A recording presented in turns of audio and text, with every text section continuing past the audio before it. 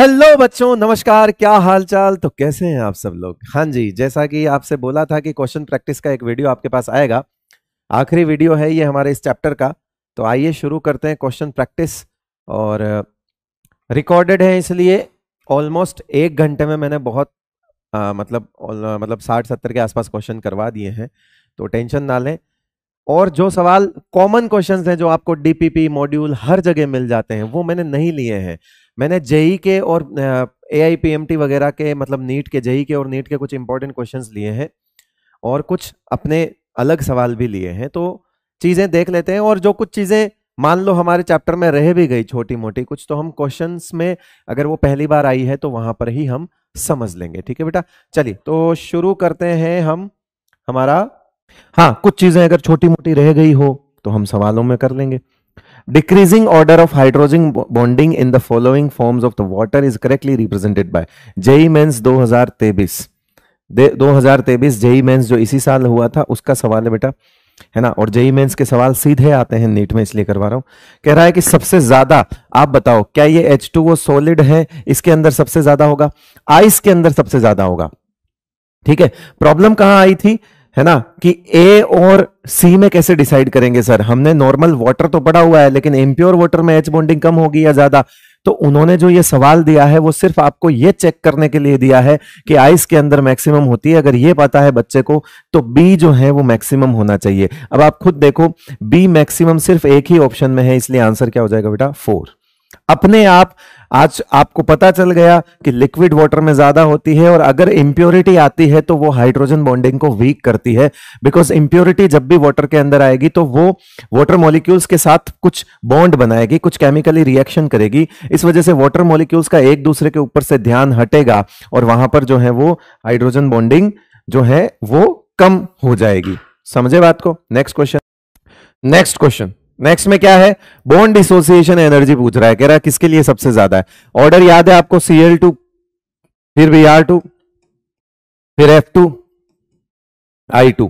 Reason loan पे repulsion. F2 की कम होने का रीजन क्या था? लोन पे रिपल्शन। याद है ना बेटा?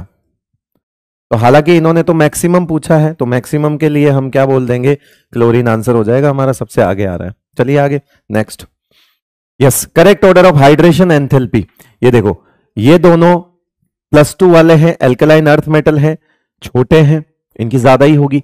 तो और इनमें भी जो सबसे छोटा है वो मैग्नीशियम है, यानी सी जो है वो मैक्सिमम होना चाहिए। ठीक है, सी मैक्सिमम 3 में है। सबसे बड़ा कौन है इसके अंदर? सबसे बड़ा सीजियम है, ये सबसे पीछे होना चाहिए, तो ये भी गया। अब बचे 2। ठीक है, और इसमें हम अगर ऑर्डर बना लें तो सबसे मैग्नीशियम 2+, उसके बाद हमारे पास सबसे कैल्शियम 2+ आएगा, उसके बाद हमारे पास K+ आएगा, उसके बाद हमारे पास रुबिडियम प्लस आएगा, और उसके बाद हमारे पास सीजियम प्लस आएगा। हाइड्रेशन का ऑर्डर जितना ज्यादा चार्ज डेंसिटी, तो चार्ज डेंसिटी की वजह से ये पानी को सबसे ज्यादा घेरेंगे। इनमें अगर चार्ज सेम है तो फिर साइज जिसकी सबसे ज्यादा है उसकी चार्ज डेंसिटी क्या होगी? उसकी चार्ज डेंसिटी जो है वो, इसमें देखो ये बड़ा है, ये छोटा है रुबिडियम से, तो इसका पानी ज्यादा बुलाएगा। ये और बड़ा है तो ये और पीछे आ गया। तो अब देख लो अकॉर्डिंगली मेरे हिसाब से इसमें कौन सा आ रहा है ना? CEA आ रहा है ना। 2 नंबर पे कैल्शियम होना चाहिए, 2 नंबर पे कैल्शियम है, 3 नंबर पे A यानी पोटेशियम होना चाहिए। हाँ ठीक है, आंसर सेकंड हो जाएगा इसका। कर लोगे अरेंज? नेक्स्ट, जेईई मेंस 2023 का ही सवाल था, OF2 मॉलिक्यूल के बारे में। ठीक है, OF2 2 लोन पेयर होंगे, ठीक है, 2 लोन पेयर होंगे, स्ट्रक्चर बेंट होगी, ठीक है। थीटा की बात हम कर लेंगे, कंपैरिजन के लिए हम साथ में H2O भी ले लेते हैं, है ना। इसमें भी थीटा की हम बात कर लेंगे, कंपैरिजन के लिए ले रहा हूं क्वेश्चन में। क्या ये number of lone pair on oxygen is 2, ठीक है। FOF एंगल की हम बाद में बात करेंगे। Oxidation state of oxygen is -2। देखो फ्लोरीन की इलेक्ट्रोनेगेटिविटी ज्यादा है बेटा, F की इलेक्ट्रोनेगेटिविटी ज्यादा है ऑक्सीजन से, तो इसका मतलब है इसमें ऑक्सीजन पर पार्शियल पॉजिटिव आएगा और इस पर पार्शियल नेगेटिव आएगा। तो फिर फ्लोरीन पर oxidation state of oxygen is -2 बोलोगे आप, आपको बोलना पड़ेगा और कोई तरीका नहीं है ना। तो ये भी सही हो गया, क्योंकि सॉरी गलत हो गया ये तो, है ना, क्योंकि माइनस नहीं उसकी प्लस आनी चाहिए। Molecule is bent V shape, सही है। मॉलिक्यूल इज लीनियर, सही नहीं है। अच्छा एक काम करते हैं, ई जो है वो हमको नहीं चाहिए और इन दोनों में ई आ रहा है, ठीक है, इसको काट दो, इसको काट दो, ई हो ही नहीं सकता, लीनियर तो हो नहीं सकता। अब बचे दो, ठीक है, अब बचे दो। अब देखते हैं या तो ए बी डी और ए सी डी, यानी कि आंसर हमारा बी और सी से निकलेगा, तो हम बी और सी पे फोकस करते हैं। बी कह रहा है F O F angle is less than 104.5। अब यही तो बात है, बेंट रूल याद करो, ये क्या हाई इलेक्ट्रोनेगेटिव है, क्या ये हाई ई एन है? अगर हाई ई एन है बेटा तो क्या इसका पी कैरेक्टर बढ़ाएगा? अगर यहां पी बढ़ेगा तो एस क्या होगा? कम। यानी कि ये जो थीटा 1 है, ये थीटा 1 है और ये थीटा 2 है, तो थीटा 1 जो है वो कम होगा और थीटा 2 क्या होगा? ज्यादा। और हमको पता है कि इसकी वैल्यू लगभग 104.5 डिग्री होती है, ठीक है। अब आपने कहा कि थीटा 1 कम होगा, यानी 104 डिग्री से कम हो जाएगा, होना चाहिए बेंट रूल की वजह से। किसकी वजह से? ये। तो ये थोड़ा सा बेंट रूल वाली चीज हो गई, तो हमारे पास आएगा answer A B D. A B D answer हो जाएगा इसका फर्स्ट, सी नहीं होगा। सी हम वैसे भी काट चुके थे, हालांकि आप ये नहीं भी पता और सी काटना आपको आता है तो भी आपका आंसर ए बी डी आ रहा है, कोई टेंशन वाली बात नहीं है। हालांकि मैंने क्लास में करवा दिया था बेंट रूल। मैच ये स्ट्रक्चर बतानी है, ये तो बहुत आसान है यार, इसको तो क्या ही करोगे तुम, है ना, कर लोगे ये तो। XCF4 क्या होता है आपका? XCF4 स्क्वायर प्लेनर हो जाएगा, SF4 आपका सीसो हो जाएगा, NH4 आपका टेट्राहेड्रल हो जाएगा, BrF3 आपका बेंट टी शेप हो जाएगा। कर लेना, जो भी आंसर आए कर लेना, है ना। ये ऐसे सवाल में तो कोई जेईई मेन 2023 का सवाल है, सीधा सीधा सवाल है, देख लेना बेटा। The correct order of bond enthalpy हमारे नोट्स में है ये, है ना, मैंने होमवर्क भी दिया था। Carbon carbon, silicon silicon, SN SN, germanium germanium, top to bottom decrease होती है साइज बढ़ने पे, तो वो ढूंढ लो, carbon silicon germanium tin, answer हो गया थर्ड। ये आपके नोट्स में लिखा हुआ है, नोट्स में, ठीक है, नोट्स का ही सवाल है, जेईई मेन 2023 का क्वेश्चन है। Next, what is the number of unpaired electrons in the highest occupied molecular? Yes yes yes yes yes, ये देखना है आपको। यहां पे आपको एक शब्द होमो सीखना है, होमो, है ना, होमो। होमो एक होता है ल्यूमो, ठीक है, और मतलब कुल मिला के दो चीज होती है ना, इसको मैं सिखा देता हूं, चलो। कुल मिला के दो चीज होती है, एक होता है ओमो, ठीक है, और एक होता है यूएमओ, यूमो। इसका मतलब होता है अनऑक्यूपाइड मॉलिक्यूलर ऑर्बिटल, और इसका मतलब होता है ऑक्यूपाइड मॉलिक्यूलर ऑर्बिटल। करेक्ट है। इसमें भी जिसकी एनर्जी सबसे ज्यादा होती है उसको बोलते हैं होमो, हाईएस्ट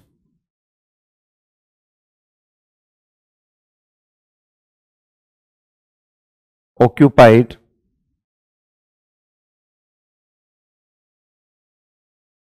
मॉलिक्यूलर ऑर्बिटल, और एक होता है ल्यूमो, ठीक है, एक क्या होता है? ल्यूमो। अच्छा, इसमें भी हाईएस्ट, एक काम करते हैं, इसके अंदर होता है होमो, हाईएस्ट ऑक्यूपाइड मॉलिक्यूलर ऑर्बिटल, और इसके अंदर एक टर्म आती है ल्यूमो, एक ही होता है उसमें, और ये क्या होता है? Lowest unoccupied molecular orbital. जैसे फॉर एग्जांपल हम N2 के लिए देख लेते हैं, एग्जांपल फॉर N2, ये क्लास में नहीं करवाया था, ठीक है, कोई बात नहीं, यहां करवा देता हूं। तो sigma 1s, sigma star 1s, sigma 2s, sigma star 2s, पाई 2px, पाई 2py, ठीक है, पाई 2py, sigma 2pz, pi star 2px, pi star 2py, और यहां आएगा सिग्मा स्टार 2pz। ठीक है, कितने इलेक्ट्रॉन भरने हैं बेटा?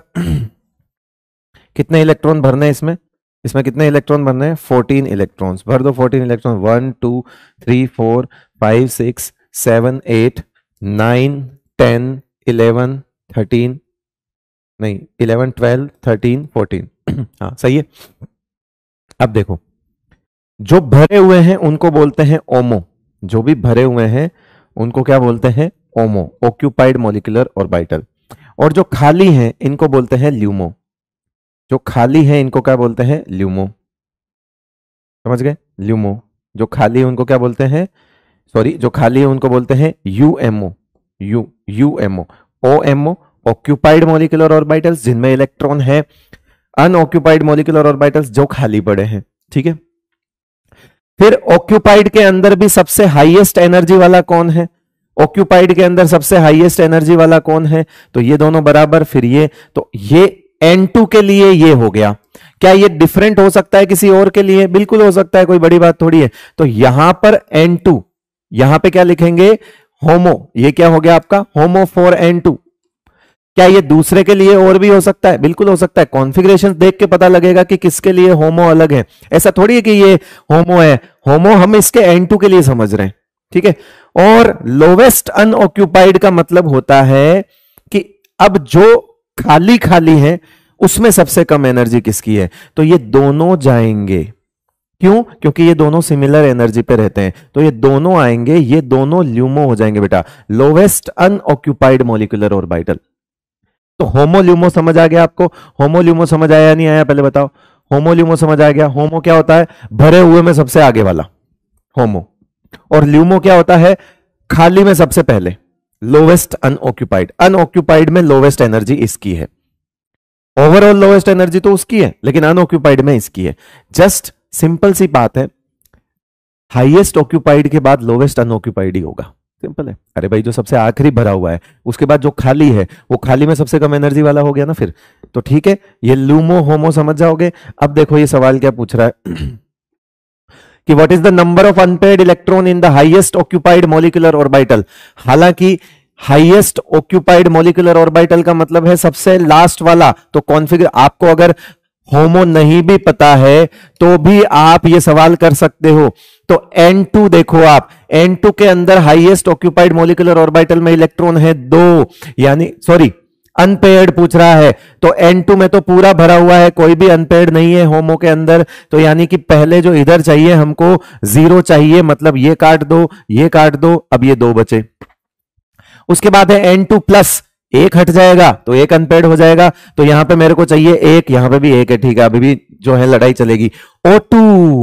O2 में पाई स्टार 2px और पाई स्टार 2py दोनों सेम एनर्जी पे हैं, यानी कि इसमें जो इलेक्ट्रॉन पड़ा है, इसमें जो इलेक्ट्रॉन पड़ा है बेटा, इसमें जो इलेक्ट्रॉन पड़ा है और इसमें जो इलेक्ट्रॉन पड़ा है, ये दोनों ही अनपेयर्ड ही होंगे और इनके लिए नंबर ऑफ अनपेयर्ड इलेक्ट्रॉन 2 आएंगे अगेन। तो यानी कि 0 1 2 और फिर आंसर क्रॉस चेक कर लो, क्या O2 प्लस में 1 हो जाएगा? O2 प्लस में 1 यहां से चला जाएगा तो 1 बच जाएगा। तो ये होमो है, ये किसके लिए? फॉर O2 दोनों जाएगा ना, सिमिलर एनर्जी वाले दोनों होमो कहलाएंगे। ऑक्यूपाइड क्योंकि एक एक इलेक्ट्रॉन है तो इसको ऑक्यूपाइड की कैटेगरी में लेंगे हम। ये हो गया जेईई मेन 2023 का सवाल। ये सवाल आ सकता है इस बार नीट में, मुझे ऐसा लगता है, क्योंकि इसमें होमोल्यूमो समझना जरूरी नहीं है, आप हाईएस्ट ऑक्यूपाइड वर्ड से भी समझ सकते हो, ठीक है भाई। नेक्स्ट, ये तो हो ही गया। Next, boric acid is a solid whereas BF3 is a gas at room temperature. JEE main 2023 मैंने बताया था कि बोरिक एसिड सॉलिड में क्या होता है? H3BO3 बेटा, H3BO3 सॉलिड में क्या होता है? H बॉन्डिंग की वजह से ही ये क्या होता है? पॉलीमर होता है। तो इसको सॉलिड, इसके मॉलिक्यूल को पास पास लाने वाला कौन है? हाइड्रोजन बॉन्डिंग है, हाइड्रोजन, स्ट्रॉन्ग हाइड्रोजन बॉन्डिंग इन बोरिक एसिड, करेक्ट है बेटा। तो इस वजह से बोरिक एसिड तो होता है, जबकि बोरोन उसमें भी 3 बॉन्ड बना रहा है, BF3 में भी 3 बॉन्ड बना रहा है, लेकिन BF3 रूम टेम्परेचर पर गैस है, क्योंकि BF3 के मॉलिक्यूल्स जो है वो क्या है बेटा? दूर दूर है। पानी पी लूं? ठीक बात।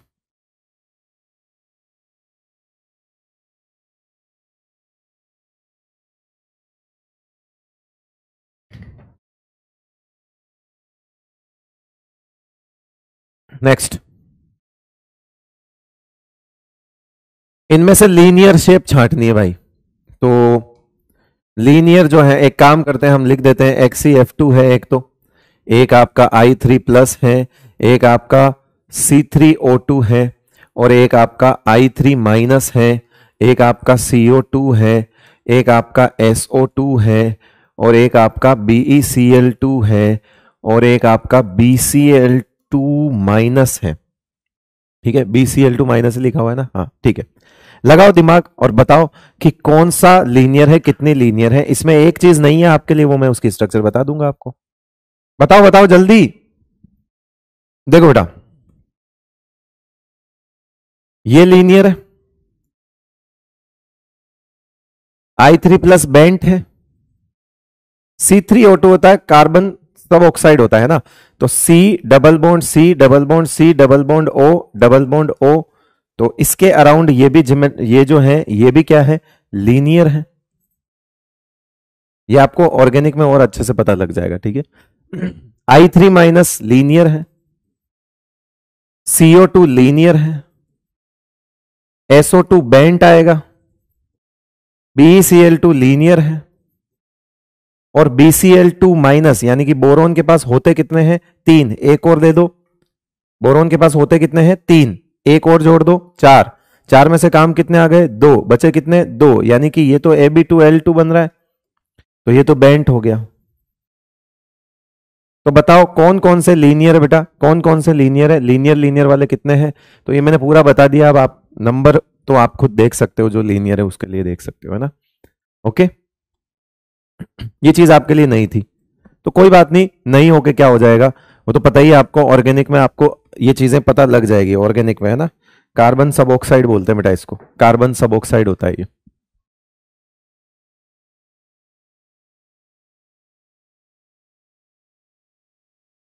चलो next, in which of the following pairs of the molecule ions in the central atom have the sp2 hybridization, AIPMT pre 2000, और आई थिंक ये सवाल क्वेश्चन में कर चुके हैं हम। sp2 इसका है बट इसका sp3 है, इसका sp2 है, इसका sp3 है, इसका sp2 है, इसका भी sp2 होगा, तो कुल मिला के आपका आंसर 3 आ जाएगा। चेक कर लेना, दोनों का sp2 होगा। ये सवाल मैं एक्सप्लेन नहीं करूंगा, सॉरी, उसका कारण है ये सवाल अगर आप नहीं कर पा रहे हो तो दिक्कत है ना। तो ये चीजें तो मैं अच्छे से समझा चुका हूं। The maximum number of 90 degree angles between bond pair and bond pair, सबसे ज्यादा बॉन्ड पेयर के बीच में 90 डिग्री एंगल कहां होगा, जब इस तरह की स्ट्रक्चर होगी, तो यहां पे 12 90 डिग्री एंगल्स होते हैं, कितने, 12। तो यानी ऐसा वाला हाइब्रिडाइजेशन कौन सा होता है बेटा, sp3d2 होता है ना, sp3d2 हाइब्रिडाइजेशन होगा इसका ab6l0 वाला। Next, in which of the following molecules all the bonds are not equal, AIEEE 2006 का सवाल है बेटा। तो ये हो गया आपका टेट्रा, ये हो गया आपका स्क्वायर प्लेनर, और ये हो गया आपका अगेन टेट्रा, तो ये तो सब सेम हो गए। ये है सीसो, ठीक है, ये क्या है आपका सीसो, और सीसो में ये ऐसा बनेगा, ये सल्फर, ये फ्लोरीन, ये फ्लोरीन, ये लोन पेयर, ये एफ और ये एफ। और आपको पता है कि ये जो होती है बॉन्ड लेंथ ये ज्यादा होती है, अगर मैं इसको x लिख दूं और अगर मैं इसको y लिख दूं तो फिर x is greater than y होता है, यानी कि सारे के सारे बॉन्ड लेंथ इक्वल नहीं है और सारे के सारे बॉन्ड भी एक जैसे नहीं है, लेंथ एक जैसी नहीं है तो बॉन्ड भी एक जैसे नहीं होंगे। आंसर क्या हो जाएगा बेटा, फर्स्ट हो जाएगा। क्लियर, चलिए आगे next. Which of the following molecule does not contain unpaired electron, ये AIEEE 2006 का है। किसमें अनपेयर्ड इलेक्ट्रॉन नहीं होंगे, इसमें 2 होते हैं, इसमें 1 होता है, इसमें भी 2 होते हैं, इसमें नहीं होता है, इसमें 0 है, तो इसमें नहीं होगा, आंसर पहला हो जाएगा। चलो next, What is the dominant intermolecular force or bond that must be overcome in the converting liquid CH3OH? पहली चीज, इसके अंदर है क्या, H बॉन्डिंग, इसके अंदर क्या है, H बॉन्डिंग, हाइड्रोजन बॉन्डिंग है अल्कोहल में, हाइड्रोजन बॉन्डिंग की वजह से ही ये मॉलिक्यूल पास पास होंगे। अब अगर आप इसको गैस में कन्वर्ट करना चाहते हो तो मॉलिक्यूल्स को सेपरेट करना पड़ेगा, और मॉलिक्यूल्स को सेपरेट करने के लिए आपको लड़ाई किससे लड़नी पड़ेगी, इसके कोई बॉन्ड नहीं तोड़ने हैं, इस मॉलिक्यूल का दूसरे मॉलिक्यूल के साथ जो रिलेशन है वो तोड़ना है। जैसे ये CH3OH है ना, और यहां H बॉन्डिंग है और यहां CH3OH है बेटा, ये 2 मॉलिक्यूल H बॉन्ड से जुड़े हुए हैं, किससे जुड़े हुए हैं, H बॉन्ड से। आपको इस पर अटैक करना है, तो यानी कि अगर आप लिक्विड से गैस बनाना चाहते हो तो इस बॉन्ड को वीक करो, ये दूर दूर हो जाएंगे और दूर दूर हो जाएंगे तो गैस बन जाएंगे। बताओ क्या लिख दोगे, आंसर हो जाएगा इसका सेकंड, हाइड्रोजन बॉन्डिंग, AIPMT 2009 का सवाल। Which of the following is least likely to behave as Lewis base, Lewis base क्या होता है बेटा, लोन पेयर डोनर, क्या होता है, लोन पेयर डोनर, और वो भी पूछ रहा है क्या, लीस्ट, यानी कि आप तो ऐसा देखो कि जो सेंट्रल एटम जो है वो लोन पे डोनेट ना करना चाहे, इसके पास 2-2 है कर देगा, इसके पास 1 है कर देगा, इसके पास भी है कर देगा, 2-2 है कर देगा, इसके पास नहीं है, इसके पास खाली डब्बा है, ये तो लुईस एसिड होगा। तो इसका मतलब है हमारा least likely to Lewis base वो तो बेस्ट हो गया फिर कि भाई जो लुईस बेस नहीं है वो फिर इसको आपको ऑप्शन में लुईस एसिड दिख रहा है तो वो ही हो गया जो सबसे कम लुईस बेस की तरह काम करेगा, करेगा ही नहीं in fact. Which of the following compound contains no covalent bond, किसमें कोवेलेंट बॉन्ड नहीं है? सिर्फ एक मात्र है KCl जिसमें नहीं है बेटा, बाकी सब में कोवेलेंट बॉन्ड है, सबके सब में कोवेलेंट बॉन्ड है, एकमात्र KCl है जिसमें आयनिक बॉन्ड है, ये K+ और Cl- ये आयनिक बॉन्ड है। अब आप में बहुत सारे बच्चों को ये डाउट आ रहा होगा कि सर ये भी तो K+ और NO3- है। अरे तो बेटा लेकिन NO3- में तो कोवेलेंट बॉन्ड है ना, उनके बीच में आयनिक है माना, लेकिन उनके बीच में तो वो अंदर उसमें तो कोवेलेंट है ना, ठीक है, बाकी तो समझाने की जरूरत नहीं है। तो आंसर हो जाएगा only 4, JEE Main 2018। According to the molecular orbital theory which of the following will not be a viable, मतलब कौन नॉन एग्जिस्टिंग, नॉन एग्जिस्टिंग पूछ रहा है ये, नॉन एग्जिस्टिंग याद है 4, याद है 6, है ना, या तो 4, ठीक है 4 वाला, सॉरी 4 वाला, 8 वाला और 20 वाला, 4 8 20 ढूंढ लो। He2 2+, कितने होंगे इसके? 2, He2 plus H2 minus H2 2 - 4 electron, पकड़ा गया, आंसर 4, जेईई मेन 2018, ये नहीं एग्जिस्ट करेगा। Next, the intermolecular interaction that is dependent on the inverse cube. Okay, ये फोर्स जिसकी इनवर्स क्यूब है ये तो सबसे पहले होता है 3 4 5 7 7, याद आ रहा है? तो इसका मतलब है सबसे पहले वाला कौन सा होता था? आयन डाइपोल होता था बेटा, तो आयन डाइपोल पे टिक कर दो कि इनवर्स के लिए आयन डाइपोल होता था। जेईई मेन 2015 का सवाल है। Next, the molecule having the smallest bond angle. Okay, देखो NaSSbP, क्लोरीन क्लोरीन सेम है, सबके पास एक लोन पेयर है, बिल्कुल है। जब लोन पेयर भी सेम है, हाइब्रिडाइजेशन भी सेम है, तो किसकी साइज देखेंगे? सेंट्रल एटम की साइज देखेंगे, क्योंकि सेंट्रल एटम जब सबसे बड़ा होगा तो वहां पर सेंट्रल एटम की साइज बढ़ने पर बॉन्ड एंगल क्या होता है? कम होता है। तो इसके अंदर सेंट्रल एटम सबसे बड़ा कौन है? N, है ना, P, AS और SB, ऐसा ही होता है बेटा। तो ये आपका आंसर क्या आ जाएगा? SbCl3 आ जाएगा। सेंट्रल एटम की साइज बढ़ेगी, सेंट्रल एटम की साइज बढ़ेगी तो बॉन्ड एंगल क्या हो जाता है? कम हो जाता है। कब? When number of lone pair and hybridization same हो, is same.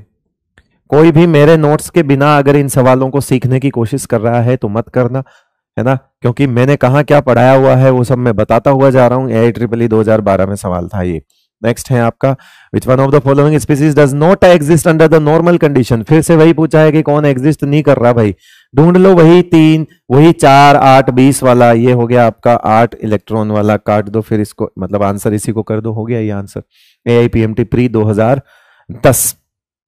Next next next next In which of the following molecule the central atom does not have sp3 hybridization?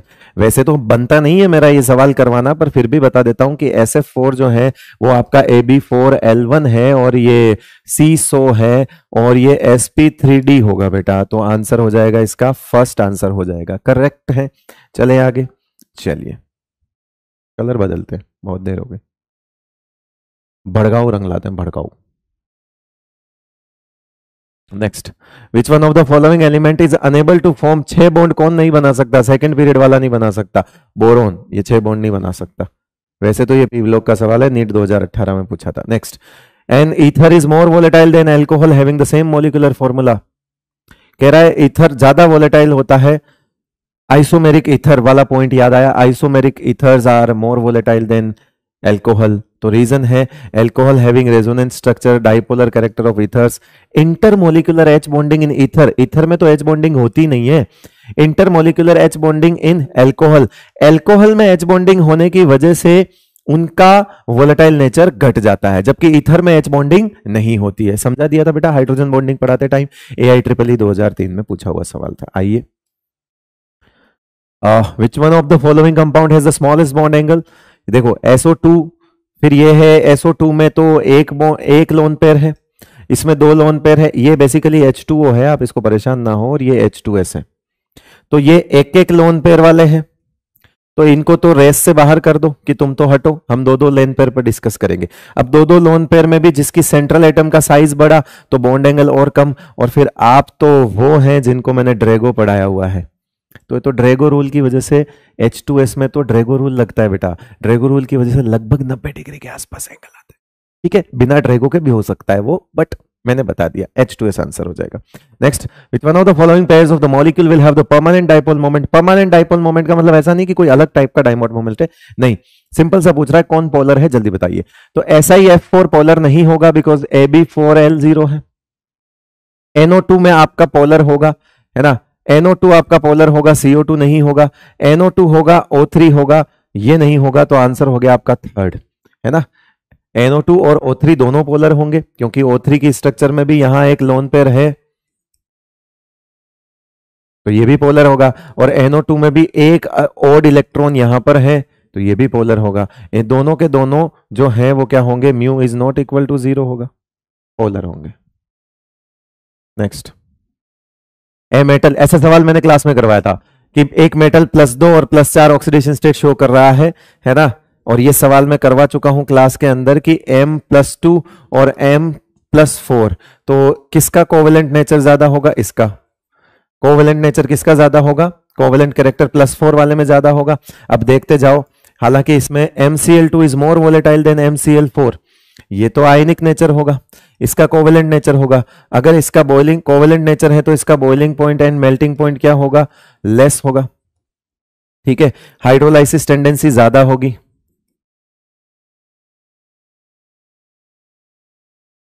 मोर होगी hydrolysis tendency. Boiling point melting point कम होने की वजह से volatile nature होगा।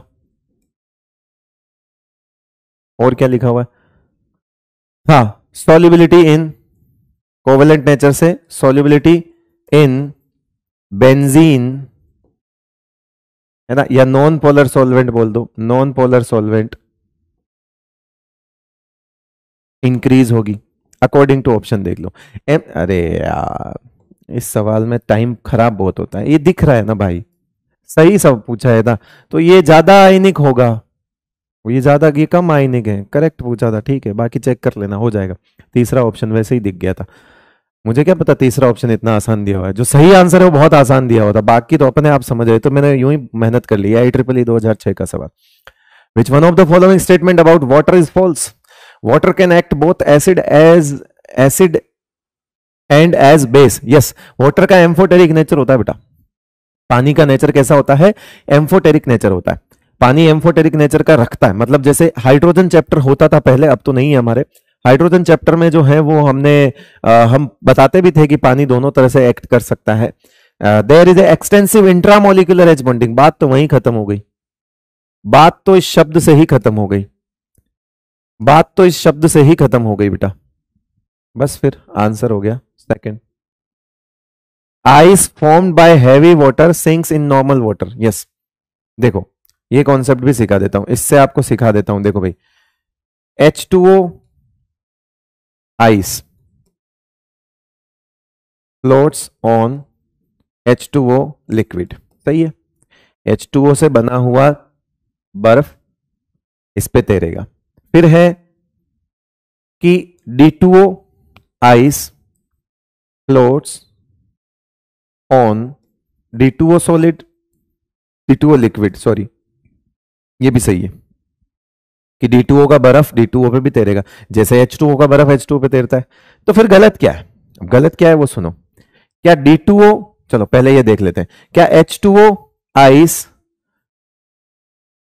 को हम अगर D2O में फेंकेंगे तो क्या ये सही है, बिल्कुल सही है। H2O हल्का है ना, अब आप देखो D is equals to M/V होता है डेंसिटी, तो अगर H2O का मास कम है तो उसकी डेंसिटी वैसे ही कम हो गई, तो वो तो तैरेगा ही, D2O का तो मास ज्यादा है बेटा, तो जब आंसर अलग अलग हो तो मास से भी आंसर कर सकते हो, इसका मास कम है तो इसकी डेंसिटी कम होगी, तो ये तो तैरेगा ही। फिर आता है उल्टा बोल दे कि D2O आइस फ्लोट्स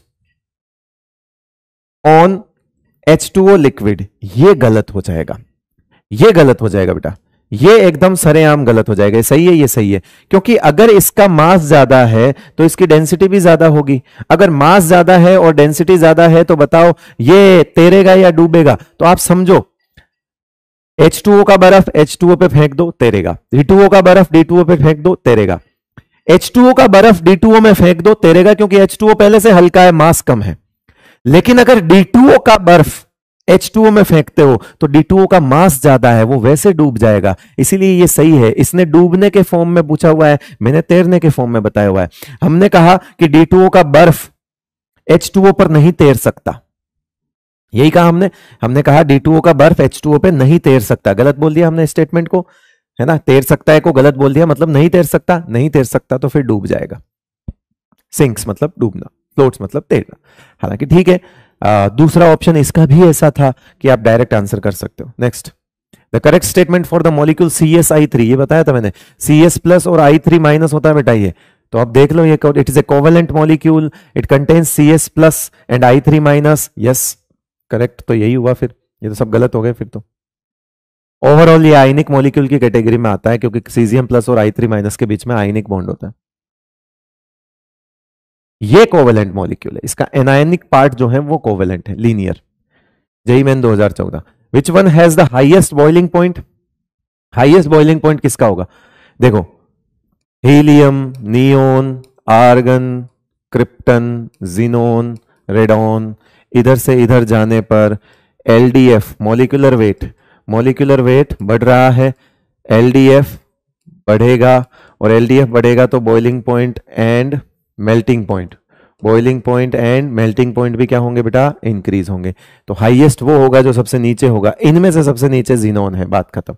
चलो आगे, नेक्स्ट, जेईई मेन 2015 का सवाल। Which of the following order is not correct? Okay, covalent character NaCl का ज्यादा दे रखा है MgCl2 से। मेरे को तो आंसर ही वहीं मिल गया, बात खत्म ही हो गई। बाकी सब सही है। नॉट करेक्ट पूछ रहा है ये, है ना, नॉट करेक्ट पूछ रहा है। अच्छा, इसमें भी मुझे लग रहा है कि इसमें मल्टीपल आंसर ना चले जाए कहीं। नॉट करेक्ट पूछ रहा है, सिंगल बॉन्ड स्ट्रेंथ N की PP से ज्यादा कैसे हो सकती है? लोन पेयर रिपल्जन की वजह से। ये भी गलत है। ठीक है, तो रुक जाओ, आंसर के लफड़े हैं इसमें। 2p की ठीक है, 2s 2p की ठीक है, 2s 2s की ठीक है, और ये भी ठीक है। तो इसमें आंसर PO4 3 माइनस का formal charge on terminal oxygen atom, तो ये तो होगा आपका -3/4, ये -2/4, और ये भी आपका नहीं, -2/3, और ये होगा आपका -2/4। तो -3/4 आप इसको वैसे निकाल दो, ओवरऑल कितना होगा आप करके देखो, अभी आ जाएगा आपका आंसर। सोचा? क्या सोचा? ये कितना होता है? ये तो 0.75 हो गया, ये 0.66 हो गया, और ये 0.50 हो गया ना ये। तो इस हिसाब से तो डिक्रीजिंग सही है, फिर तो उसका फॉर्मल चार्ज सबसे ज्यादा आएगा, -0.75 ज्यादा होगा। ठीक है, वैसे मैथमेटिक्स की वजह से ज्यादा नहीं होगा, नेगेटिव चार्ज के साथ कंसीडर करके बोल रहा हूं मैं। ठीक है, तो वो सही है। तो इसके आंसर जो है, एक ये गलत है बेटा और एक ये गलत है, तो इसका आंसर पहला और तीसरा आंसर होंगे।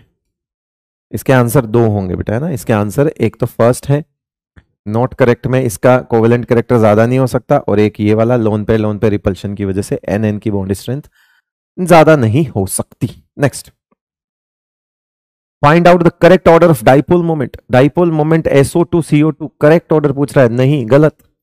BF3 BeCl2 HCF2 सही, H2O H2S गलत, NS3 NF3 गलत। बस, तो फिर आंसर आ गया सेकंड। ये सारे आपके नोटबुक के क्वेश्चन है, मतलब उसके ही मैं करवा रखे हैं मैंने, ऐसे नहीं है कि इसमें कोई मॉलिक्यूल ऐसा हो जो आपको देखना पड़े। In which one of the following species the central atom has the type of hybridisation which is not the same as the present in the other three. कुल मिला कह रहा है इसमें से 3 ऑप्शन ऐसे हैं जिनका हाइब्रिडाइजेशन सेम है। इसका हाइब्रिडाइजेशन sp3d है, इसका हाइब्रिडाइजेशन भी sp3d है, और इसका हाइब्रिडाइजेशन भी sp3d आएगा, करके देख लेना। लेकिन इस SbCl5 2- का क्या आएगा? ये देखो, होना कितना चाहिए? नाइट्रोजन है, नाइट्रोजन फैमिली का है, होना चाहिए 5, 2 और जोड़ दो 7, 7 में से 5 काम आए, तो ये बन रहा है बेटा Ab5L1 बन रहा है, ये है ना।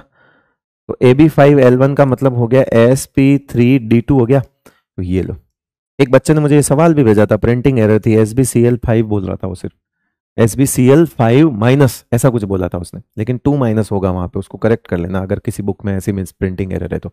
विच of the following is a polar molecule, मतलब पोलर वो जिसका डाइपोल मोमेंट क्या हो, नॉट इक्वल टू जीरो। ढूंढ लो, ये जीरो, ये जीरो, ये जीरो, सब करवा रखे हैं। ये Ab4L2 है, उसका जीरो होता है। ये आपका Ab3L0 है, इसका जीरो होता है। ये आपका Ab4L0 है, इसका भी जीरो होता है। ये आपका Ab4L1 है, इसका mu is not equal to zero होता है। इसका मतलब ये सवाल यहां से नीट यूजी 2013। और यही सेम सवाल SF4 का अभी थोड़ी देर पहले हमने जेई मेंस में किया था, ऑप्शंस भी सेम थे। वही कहता हूं, जेई मेंस के डायरेक्ट क्वेश्चन, जेई मेंस के, एडवांस के तो नहीं, जेई मेंस के डायरेक्ट सवाल नीट में आते हैं, डायरेक्ट, बिना किसी मेहनत के वो देख के दे देते हैं। तो इस चीज का थोड़ा सा ध्यान रखें। Yes, JEE Main 2007। देखो सबसे स्ट्रॉन्ग होता है ये वाला FHF, ये स्ट्रॉन्गेस्ट होता है, ये हमेशा एक नंबर रहेगा, हमेशा स्ट्रॉन्गेस्ट। तो फिर इसमें इन्होंने यही दे दिया, स्ट्रॉन्ग पूछा है, तो फिर हम क्यों बाकी देखें फालतू में, FHF सीधा बोल देंगे हम, ये सबसे ज्यादा स्ट्रॉन्ग होता है। जेई मेन 2007 का सवाल। Correct order of CO bond length among, ये मेरी क्लास नोटबुक में है, कर लेना बेटा। कुछ चीजें तो मैं होमवर्क नाम की चीज भी दूंगा, क्लास में है, नोटबुक है, क्योंकि जरूरी नहीं है ना कि ज्यादा टाइम खराब हो, है ना, जल्दी जल्दी सवाल कर सकते हैं। ये भी शायद मैंने क्लास में करवा दिया है ना, नहीं भी करवाया तो होमवर्क दे सकता हूं, आप देख सकते हो तुम, है ना। जैसे ये है, तो ये तो क्या बनेगा, ये मुझे बताओ ना, दो हेलोजन है तो लीनियर ही बनेंगे ना यार, दो हेलोजन है तो लीनियर ही बनेंगे। फिर तीन है तो जैसे ClF3 होता है तो वो क्या होगा, बेंट टी शेप हो जाएगा। 5 वाला क्या होता है, स्क्वायर पिरामिडल होता है, 5 वाला स्क्वायर पिरामिडल हो जाएगा। 7 वाला क्या होता है, पेंटागोनल बाई पिरामिडल हो जाएगा। ठीक है, बस देख लेना आप, ट्राइगोनल बाई पिरामिडल नाम की कोई चीज यहाँ पे होगी नहीं, मतलब 5 तो चाहिए ही नहीं हमको, 5 तो चाहिए ही नहीं, है ना। और 5 इसमें है भी नहीं, कहीं पे भी आंसर में है, दूसरे में है, चाहिए ही नहीं। ठीक है, बस तो दूसरा तो वैसे ही नहीं होगा, बाकी ढूंढ लो तुम, पहले का तीसरा, पहले का तीसरा, पहले का तीसरा, तो ये काट दो। ठीक है, बाकी ढूंढ लेना यार, कर लेना, है ना, कर लेना, थोड़ी मेहनत तुम भी कर लेना। द इलेक्ट्रोनेगेटिविटी डिफरेंस ये वही है, NH3 NF3 में डाइपोल मोमेंट NH3 का ज्यादा क्यों होता है, क्योंकि उसमें सारे के सारे in NH3 the atomic dipole and the bond dipole are in the same direction, where is NF3 these are in opposite direction. Answer हो गया थर्ड। ये सेम लैंग्वेज मैंने अपने नोट्स में लिखवा रखी है, फिकर नोट, देख लो ये सवाल। फिर ये देखो क्या कह रहा है कि कौन से प्रोसेस में value of magnetic moment does not change, magnetic moment की वैल्यू चेंज नहीं होगी। देखो बेटा, इसमें सिंपल सा फंडा है, N2 में अनपेड इलेक्ट्रॉन 0 है, N2 2 माइनस में अनपेड इलेक्ट्रॉन 2 हो जाएंगे, क्योंकि आगे जाएंगे ना, एक एक ऊपर नीचे जाएंगे। N2 के आगे 2 पाई स्टार है तो 2 हो जाएंगे, तो मैग्नेटिक मोमेंट चेंज हो जाएगा इसमें, तो ये डाया है, ये पेरा है। B2 के अंदर अनपेड इलेक्ट्रॉन 2 है, लेकिन B2 2 माइनस के अंदर 0 हो जाएंगे, है ना, दोनों जगह पेयरिंग हो जाएगी, ये भी गया। O2 प्लस में अनपेड इलेक्ट्रॉन 1 होगा और O2 माइनस में भी अनपेड इलेक्ट्रॉन 1 होगा। आंसर मिल गया बेटा, आंसर थर्ड, क्योंकि इसमें भी अनपेड इलेक्ट्रॉन 1 है और इसमें भी 1 है, तो मैग्नेटिक मोमेंट की वैल्यू चेंज नहीं होगी। इसमें अनपेड इलेक्ट्रॉन 1 है और इसमें 0 हो जाएगा, यानी मैग्नेटिक मोमेंट की वैल्यू चेंज हो जाएगी। So answer is third, answer is third. Clear है, आंसर थर्ड आ गया। Next, no change in pi bond order. Oh pi bond, specifically pi bond पूछा है, थोड़ा दिमाग लगाओ। जब N2 में इलेक्ट्रॉन डालोगे एक और N2 माइनस बनाओगे तो पाई स्टार में एक इलेक्ट्रॉन जाएगा, यानी पाई का बॉन्ड खराब होगा। जितना पाई पहले N2 में बना हुआ है उतना इसमें तो नहीं होगा, पाई स्टार में इलेक्ट्रॉन जाएगा। ये जो इलेक्ट्रॉन जाएगा ये पाई स्टार में जाएगा, तो पाई बॉन्ड पे असर तो आएगा, तो यानी कि ये तो सवाल नहीं होगा। अब B2 और B2 माइनस, देखो B2 में भी एक एक इलेक्ट्रॉन पाई में पड़े हुए हैं, जिसकी वजह से एक पाई बॉन्ड है ना। अब B2 माइनस में भी एक इलेक्ट्रॉन पाई में फिर से जाएगा, तो मतलब आधा पाई और बनेगा, यानी कि यहां पे पाई बॉन्ड जो है वो 1.5 पाई बॉन्ड हो जाएगा। ठीक है, ये हो जाएगा आपका 1 पाई, ये 1.5 पाई। ठीक है, O2 2 minus, okay, O2 2 minus में लगाओ दिमाग, O2 2 माइनस, यानी कि पाई जो है वो पूरी तरह से खत्म, और O2 माइनस में से तुमने पाई को हटा दिया, मतलब पाई में से एक इलेक्ट्रॉन हट गया, तो फिर इसमें भी पाई के अंदर ही चेंज आएगा, जो कुछ भी इलेक्ट्रॉन चेंज हो रहा है वो पाई में चेंज हो रहा है। लेकिन C2 से जब C2 2 माइनस बनाते हो तो C2 में पाई पूरा भरा हुआ है, पाई 2px पाई 2py में दो दो इलेक्ट्रॉन है, लेकिन C2 माइनस सिग्मा में जाएगा, C2 2 माइनस दूसरा इलेक्ट्रॉन भी सिग्मा में जाएगा, यानी कि इसके अंदर भी 2 पाई है और इसके अंदर भी 2 पाई प्लस 1 सिग्मा आ जाएगा। तो चेंज कहां आया? 1 सिग्मा में, यानी आंसर हो जाएगा बेटा 4। जिसको ये सवाल समझ नहीं आया, जो इसका वीडियो देखने यहां पे आया है, सिंपल आखिरी कॉन्फ़िगरेशन भर के देख ले, हो जाएगा। ठीक है बेटा। Next, formal charge on the nitrogen and the oxygen in the nitrate ion. Nitrate ion में नाइट्रोजन पर तो +1 होता है, याद है, और इसमें कोऑर्डिनेट होने की वजह से एक माइनस यहां होता है, एक माइनस यहां होता है, डबल बॉन्ड यहां होता है, यानी -2/3 होता है ऑक्सीजन पे।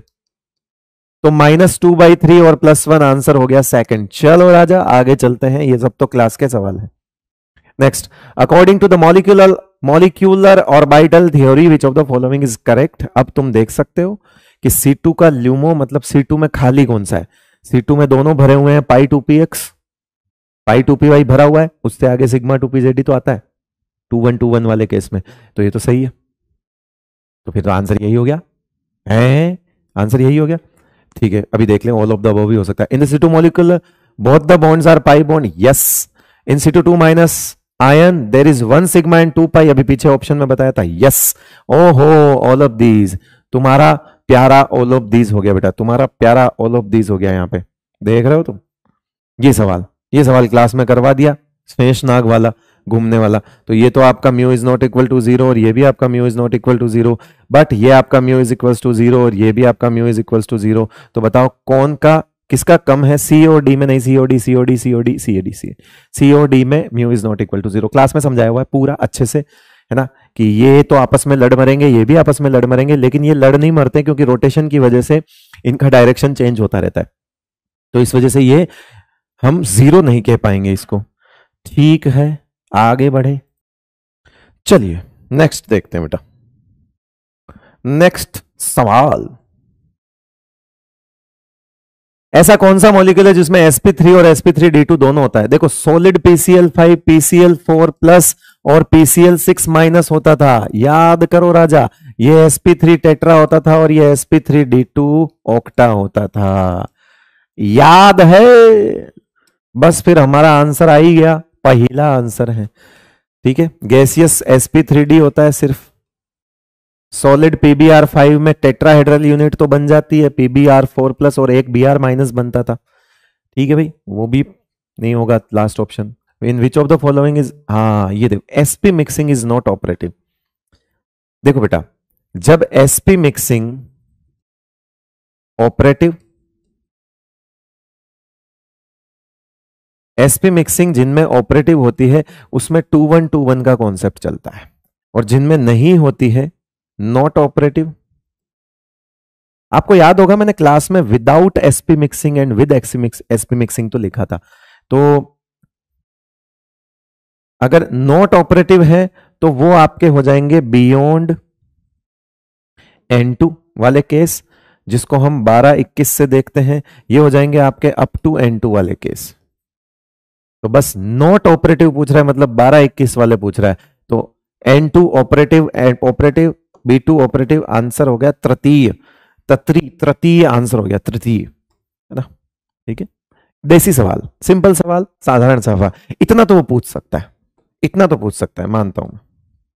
ये लो, करेक्ट, नॉट करेक्टली मैच्ड, अरे sp3 है, ठीक है, ये सल्फर भी sp3 है, और ये sp2 है, और ये क्लोरीन sp3 है। ठीक है, तो Cl double bond O, double bond O, double bond O और सिंगल बॉन्ड ये वाला, तो तीनों के तीनों पाई डी पाई पी पाई होंगे, सही है। फिर SO3 में S double bond O, double bond O, double bond O, ये sp2 है, एक डी पाई, सॉरी, एक पहला तो पी पाई होगा और दो जो है वो पी पाई डी पाई होंगे। तो इसका मतलब है इसमें तीनों डी पाई पी पाई लिखा है, गलत हो गया आंसर। जब sp2 हाइब्रिडाइजेशन होता है mdj याद करो, तो sp2 नॉट करेक्टली में वही आएगा। बाकी भी देखना चाहते हो, ये जीनोन है, ये डबल बॉन्ड, ये डबल बॉन्ड, ये डबल बॉन्ड, हाइब्रिडाइजेशन sp3 हो गया, तो तीनों के तीनों डी पाई पी पाई होंगे। फिर ये भी देखना चाहते हो, s double bond o double bond o single bond OH single bond OH, तो इसका हाइब्रिडाइजेशन sp3 है, तो दो डी पाई पी पाई हो गए, खत्म बात। बस तो फिर ये देख लो किसमें नहीं है, SO3 वाली बात है, वो यहां मैंने समझा दी है, ये लो। Next, the pairs of the species of oxygen and their magnetic behaviors are noted below. Which of the following presents the correct description? Yes, O2 और O2 minus both are paramagnetic. No, O2 minus में तो pairing हो जाएगी। O2 minus and O2 minus both are diamagnetic. नहीं, उसमें भी unpaired electron एक है, इसमें नहीं है, गलत। O2 plus and O2 minus both are paramagnetic. No, बचाई एक, O2 plus and O2 both are paramagnetic. Yes, O2 में दो अनपेयर्ड इलेक्ट्रॉन होते हैं, O2 प्लस में एक हट जाएगा बट एक बचेगा, इसलिए दोनों के दोनों पैरामैग्नेटिक होते हैं। आंसर हो गया 4। Next, dipole moment of CH3Cl is greater than CH3F, electron affinity वाले जुगाड़ से बताया था, सही है। ICl2 minus has the linear shape, क्योंकि ये Ab2L3 होता है, ये भी सही है। XCF2 has the 2 lone pair of the electrons, गलत, ये आपका Ab2L3 होता है, L3 तीन होंगे, तीन लोन पेयर होंगे, ये गलत हो गया। SF2 is a non linear molecule, हाँ नॉन लीनियर ही होता है, बेंट होता है, ठीक है, तो ये भी सही हो गया। तो आंसर हो गया ये आपका 3rd, क्योंकि इसने इनकरेक्ट पूछा है ना, तो इनकरेक्ट में तीसरा आंसर चला जाएगा बेटा, ठीक है। Next, in which of the following pairs the hybridization of central atom is same but the molecular geometry is not the same? Hybridization same होगा बट मॉलिक्यूलर ज्योमेट्री सेम नहीं होगी। तो देखते हैं क्या होता है। sp2 हाइब्रिडाइजेशन सेम, और दोनों के दोनों जो है वो Ab3L0 ही है। उसके बाद SO32 माइनस NS3 sp3 ठीक है, और दोनों के दोनों Ab3L1 ही है, यानी कि ज्योमेट्री भी सेम ही होगी। PCl5 POCl3, PCl5 और POCl3। PCl5 में हाइब्रिडाइजेशन sp3d होगा और POCl3 में sp3 होगा। यहाँ तो हाइब्रिडाइजेशन ही डिफरेंट हो गया, वो कह रहा है कि हाइब्रिडाइजेशन सेम होना चाहिए। ये ऑप्शन गया, ये ऑप्शन गया, ये ऑप्शन गया, है ना। ऑप्शन कौन कौन से चले गए, ये गया, ये गया, ये गया। अब बचा ही एक फिर तो, है ना, कि इसका हाइब्रिडाइजेशन sp3d है और ये Ab2L3 है, इसका हाइब्रिडाइजेशन भी sp3d है बट ये Ab3L2 है, फर्क है 2 3 3 2। वो बेंट T है ना, ये बेंट T होगा और ये लीनियर होगा, मतलब ज्योमेट्री अलग है और हाइब्रिडाइजेशन सेम है। तो आंसर हो गया इसका 4 हो गया बेटा। Intermolecular H bonding is present in inter H2O में इंटर ही होती है, पैरा में भी इंटर होती है, इसमें भी इंटर होता है, ठीक है। आंसर ऑल ऑफ दीज हो गया है, तो बता रखा है सब कुछ। आ जाइए next. What is the hybridization state of central atom and the shape in the conjugate base of ammonium ion. Ammonium ion ये है और इसका कॉन्जुगेट बेस क्या होता है, NH3, इसकी बात कर रहा है। तो ठीक है, इसका हाइब्रिडाइजेशन sp3 होगा, ये ट्राइगोनल पिरामिडल होगा, Ab3L1 होता है, इसके लिए पूछ रहा है ये अमोनिया के लिए। तो sp3 पिरामिडल, आंसर हो गया 3, उसका कॉन्जुगेट बेस sp3 अमोनिया होगा। Which intermolecular force is most responsible for the liquefaction of inert gas? Inert gas के बीच में नॉन पोलर और नॉन पोलर में कौन सा लगता है, LDF। तो LDF ही होगा जो सबसे ज्यादा रिस्पॉन्सिबल होगा, इंस्टेंटेनियस डाइपोल इंड्यूस डाइपोल, यही तो LDF होता है बेटा। तो आंसर हो गया इसका 2nd। आंसर कौन सा हो गया इसका 2nd। नेक्स्ट, ये तो ऐसा तो आप कर लेना यार, अब ऐसा तो कर लेना। क्या कह रहा है, करेक्ट मैच, SiCl4 CSO नहीं होता, SF4 sp3 नहीं होता, H3O+ जो है वो पिरामिडल होता है। तो आंसर हो गया इसका 3rd आंसर हो गया इसका। वो सीसो नहीं होता, वो टेट्राहेड्रल होता है। SF4 sp3d होता है, इस वजह से गलत हो गया। ये है जो आपका पिरामिडल होता है, Ab3L1 hydronium ion. Next, which of the following pair can not exhibit covalency more than 4? 4 से ज्यादा कोवेलेंसी कौन नहीं दिखा सकता? जो दोनों ही सेकंड पीरियड के हैं वो 4 से ज्यादा कैसे दिखाएंगे? तो आंसर हो गया दूसरा। ठीक है भाई। Next, out of the given species how many are contain sigma coordinate bond? Okay, sigma coordinate, ये हमारे क्लास का सवाल है। ये वाले में होता है, ये वाले में होता है, NH4Cl में होगा क्योंकि NH4 प्लस में होगा, और NH4 प्लस में होगा ये, और NO3 माइनस में, NO3 माइनस में भी एक कोऑर्डिनेट बॉन्ड होता है। तो कितनी स्पीसीज है बेटा? जितने राइट है, 1 2 3 4 5, पंच में है। ठीक है, आंसर हो गया सेकंड। ठीक है भाई।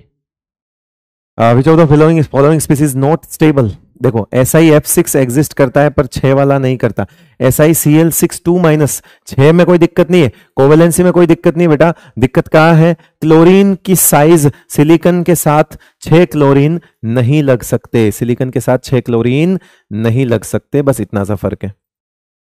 ठीक है, तो ये चीज समझ आ गई आपको कि क्लोरीन 6 होंगे तो स्टेरिक हिंड्रेंस की वजह से एग्जिस्ट नहीं करेगा। नोट्स का ही सवाल है। Select the correct statement about CH4, ये करवा दिया है मैंने, क्लास नोट्स में ही सवाल हो गया था, इसलिए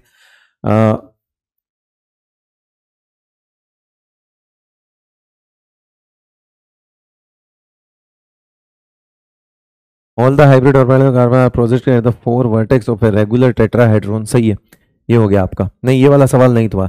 all the hybrid orbitals of carbon have 25% 2s property, 25% 2s property, ये भी सही है। sp3 है तो इसका मतलब है 25 75 हो गया ये वाला, ये भी सही है, ये भी सही है। रुक जाओ रुक जाओ रुक जाओ। All the hybrid orbital carbon are equivalent, ये भी सही है। ओ हो, answer are all of these है, ऑल ऑफ दीज सारे सही है, सारे सही है भाई।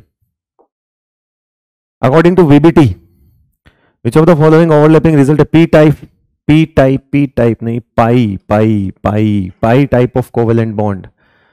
Z axis is internuclear axis.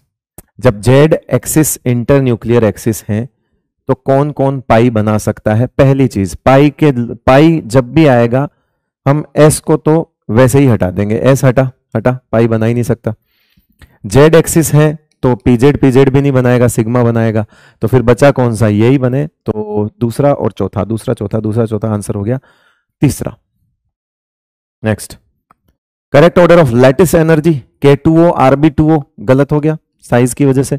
NaFKF गलत हो गया, NaFMgO सही हो जाएगा। Al2O3 MgO गलत हो गया। ये +1 ये -1 ये +2 ये -2, तो इसकी ज्यादा ही होगी। आंसर थर्ड सही है, एकदम करेक्ट है, कोई दिक्कत वाली बात नहीं।